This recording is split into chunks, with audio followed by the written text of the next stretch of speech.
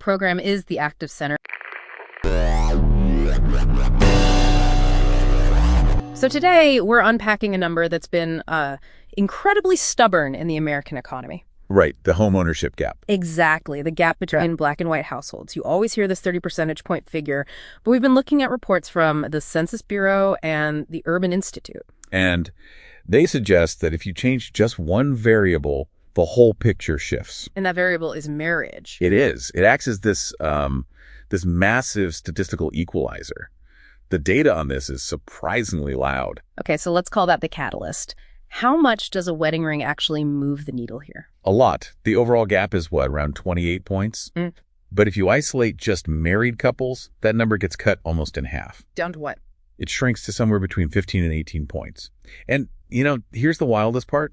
Black households see the biggest marriage boost of any group. A boost? What kind of numbers are we talking about? A huge jump. For single black households, the homeownership rate is about 45%. But for married black households, it shoots all the way up to 66%. That's a 21-point leap. Wow, a 21-point leap. But that brings up a pretty obvious problem, right? It does. If marriage is sort of this golden ticket, you have to ask who's actually getting married. Exactly, and that's the marriage gap.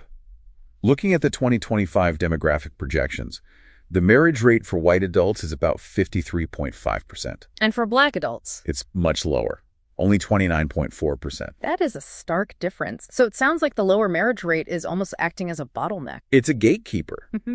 I mean, think about it. Marriage is the main way people pool resources to buy a home. The Urban Institute even ran a simulation on this. And what did they find? They found that if black marriage rates were the same as white marriage rates, the national homeownership gap would shrink almost overnight by about 27%.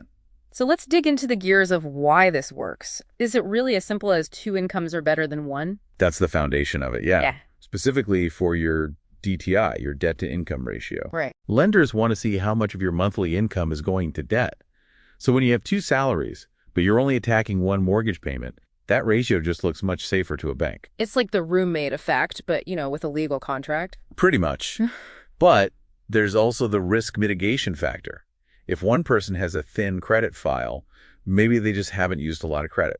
A second applicant with a strong history helps. It buffers that risk. It tells the bank there's a backup plan if things go south. And I saw in the notes, for households earning over $150K, the gap shrinks to less than 10 points. So money talks. It does, but it doesn't solve the whole problem. And that's really important here. Marriage is not a silver bullet. Because there's still that stubborn 15 to 18-point gap left over. Yes, even with two high earners. So what explains that remaining 15%? You have two married couples, same income, one black, one white. Why the difference? A huge factor is what people call the bank of mom and dad. Down payment assistance from family. Exactly. White couples are statistically far more likely to get that help. Many married black couples are first-generation homeowners. They're not inheriting wealth, they are building it from scratch. So they're starting the race 10 yards behind the line. Right. And that's before they even get to the application desk. The 2024-2025 data is pretty tough. Black mortgage applicants are denied at almost double the rate of white applicants. What are the numbers there? It's about 27% versus 16%. And even if they do get the loan, there's this valuation trap. Can you break that down? This part is critical. Research from Brookings shows homes in majority black neighborhoods are often undervalued by around $48,000 on average. Okay, but then there's the insurance feedback loop, right? Right. The kicker is the insurance. Because these areas have faced historical disinvestment, crime rates can be higher. And that drives insurance premiums up by 20, sometimes 50%. So your asset is valued lower, but your cost to maintain it is higher. Precisely. It just eats away at your equity. I want to zoom out for a second. We have some data tracking these trends across the last few administrations. If we just look at the trend lines, what's the story? It's really a story of economic shocks. During the Obama years, we were still in the fallout from the recession. Black homeownership actually slid to a low of 41.2% by 2016. And then moving into the Trump administration, pre-pandemic, the rate stabilized a bit, rose to about 44.1%.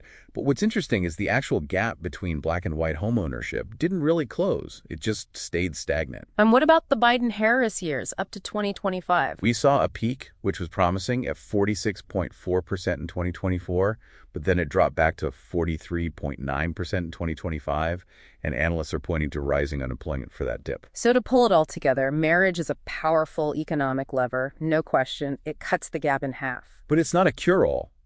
You can pool your resources, sure, but you can't marry your way out of appraisal bias or a lack of generational wealth. And that's the thought we want to leave you with. We focus so much on interest rates and down payments, but how often do we ask this? How much equity is just silently vanishing? Simply because your zip code forces you to pay 50% more to insure the exact same house as someone else. It makes you wonder what the true cost of ownership really is.